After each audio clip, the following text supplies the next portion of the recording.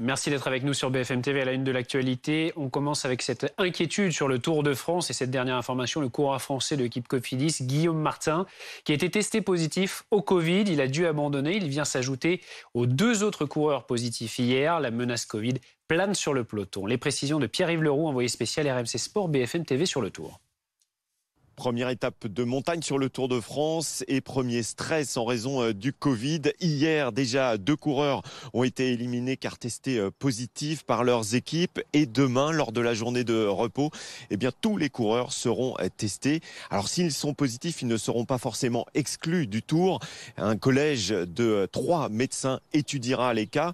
S'ils sont asymptomatiques et que leur charge virale est en montée, ils seront forcément exclus. En revanche, s'ils sont en fin de virus, ils pourront éventuellement rester dans le peloton, mais évidemment ça génère beaucoup de stress pour les coureurs et pour les équipes. On prend un maximum de précautions à l'image de l'équipe de Tadej Pogačar, le leader de ce Tour de France, puisque dans cette équipe, eh bien, chaque coureur a sa propre chambre, a son propre masseur pour éviter un maximum de contact. Malheureusement, sur un Tour de France avec tout le public, il y a forcément beaucoup de contacts pour les coureurs, même s'ils essayent de porter en permanence le masque, ils ne sont pas à l'abri d'attraper ce virus. Et évidemment, en plus de la difficulté de l'étape du jour, eh bien, le risque d'attraper le Covid est dans toutes les têtes pour les coureurs du Tour de France.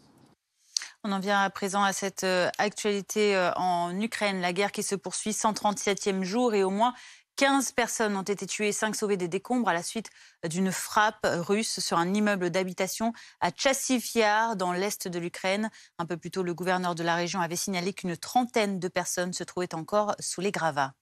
On parle également de cette nouvelle vague de chaleur qui arrive sur la France la semaine prochaine. Le pays qui va à nouveau suffoquer. Il va faire 38 degrés dès demain. Vous le voyez, notamment, ça c'est cet après-midi. Demain, ce sera 38 degrés dans le sud-ouest. Et le pic qui est attendu le week-end prochain.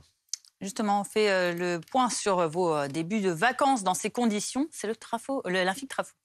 Infotrafic. Suivez votre programme avec Coyote, parce que c'est quand même plus sympa de rouler avec tous ces points. Coyote.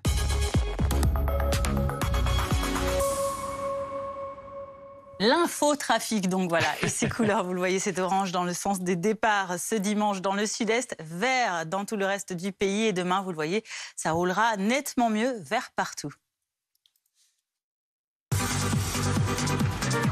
C'était votre programme avec Coyote, parce que c'est quand même plus sympa de rouler avec tous ces points. Coyote. À suivre sur BFM TV, notre document en ligne rouge consacré aux frères Bogdanov, morts du Covid cet hiver. On y revient dans un instant, à tout de suite.